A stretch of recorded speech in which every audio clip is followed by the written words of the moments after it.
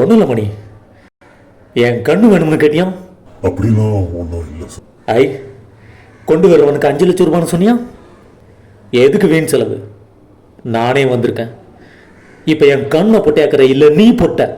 நீ ரொம்ப பேசுற ராகவன், இது நல்லதுக்கு இல்லை. இந்த ராகவன் தொல்லை தாங்க முடியல. ரொம்ப தொந்தரவு பண்ணுறான். எவ்வளோ சொன்னாலும் கேட்க மாட்டான். அவன் கண்ணை தோண்டி எடுத்துட்டு வாங்கடா அப்படின்னு ராயபுரம் மணி சொன்னதா உனக்கும் எனக்கு தெரிஞ்ச மஸ்தான் பாய் சொன்னாரு. இப்போ என்ன, நீ ராயபுரம் மணியே இல்லைன்னு சொல்ல போறியா?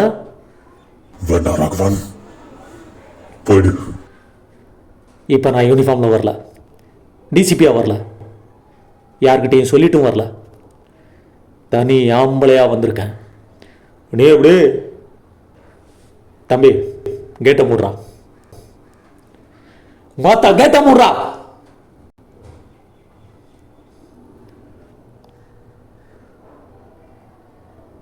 ஏடுறா. இந்தியாவை பத்தி அவ்வளவு கேவலமா பேசுறீங்களே, இங்க மட்டும் என்ன இருக்கு? பணத்தை தவிர என்ன இருக்கு? பாசம் இருக்கா? பண்பாடு இருக்கா? புருஷன் மட்டுமே பார்த்து அனுபவிக்க வேண்டிய உடம்ப போறவ வர்றதெல்லாம் பார்த்து சிரிக்கிற மாதிரி பிறந்த மேனியா அலையிறாங்க பொம்பளைங்க. நினைச்சா கல்யாணம், நினைச்சா டைவர்ஸ். 6 மாசம் ஒருத்தங்க கூட படுக்கிறா, இன்னொரு 6 மாசம் இன்னொருத்தங்க கூட படுக்கிறா. குழந்தை பிறந்தா என்ன இனிஷியல் வைப்பா? இல்ல எனக்கு தெரியல, அதான் கேட்கிறேன். என்ன சொன்னீங்க? பிச்சைக்கார நாடா? அந்த பிச்சைக்கார நாடு கொடுத்த படிப்புல தான் சார் இன்னைக்கு இங்க கோடி சேர்ந்தா வாழ்ந்துட்டு இருக்கீங்க. நீங்க மட்டும் இல்ல, உங்களை மாதிரி நிறைய பேர். சார், சுவிட்சர்லாந்து ஸ்னோல ஸ்கேட்டிங் ஆடுறத விட நம்ம ஒரு கிராமத்துல கில்லி ஆடுறதுல ஒரு சுகம் இருக்கு. அதை நீங்க மறந்துருக்கலாம், நான் மறக்க மாட்டேன். வர சார்.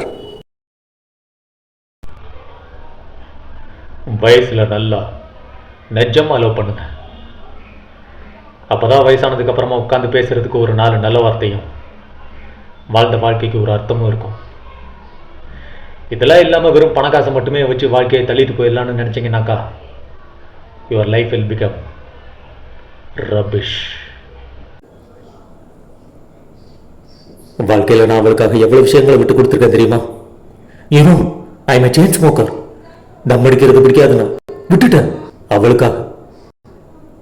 ஈவன் ட்ரிங்க்ஸ் கூட வாரத்துக்கு 2 டைம் யூஸ் பண்ணுவேன், பிடிக்காதுண்ணா விட்டுட்டேன், அதுவும் அவளுக்காக.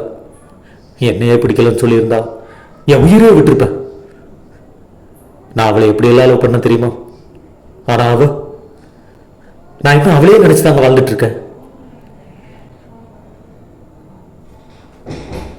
என்னடா இவ்வளவு சோகமா பேசுறானே, ஆனா தாடியிலேன்னு பாக்குறீங்களா? என் முகத்துல தாடி இல்லைன்னா என்னங்க, என் மனசு எவ்வளவு தாடி போயிருக்குன்னு எனக்கு மட்டும்தாங்க தெரியும். சுருக்கமா சொல்ல போனா நான் ஒரு தாடி இல்லாத தேவதாஸ்.